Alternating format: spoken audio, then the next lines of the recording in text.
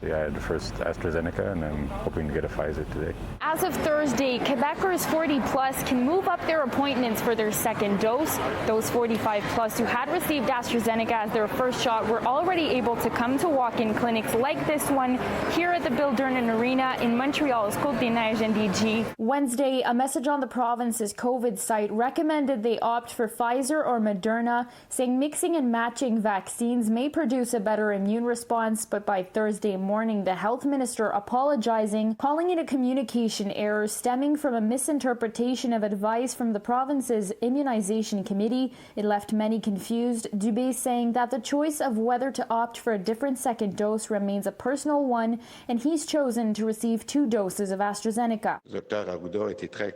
Dr. Arruda was very clear. Someone who received the AstraZeneca can decide to continue with AstraZeneca or take an mRNA vaccine, but should not necessarily take an mRNA. Thursday at noon, the language on Quebec's site had been changed to say that AstraZeneca recipients could get a different vaccine for their second dose rather than should. The regular side effects that you get with most vaccines might be slightly more common if your second dose is from a different manufacturer.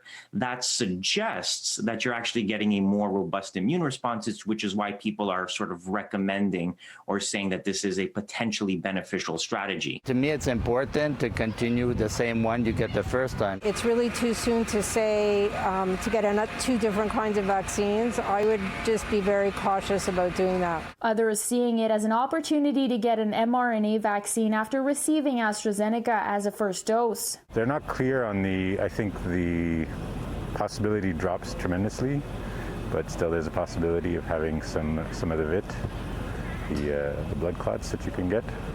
So why play with any chances? 79.6% of Quebecers have been inoculated with at least 1 dose or have taken an appointment for their first shot. 15.8% have received 2.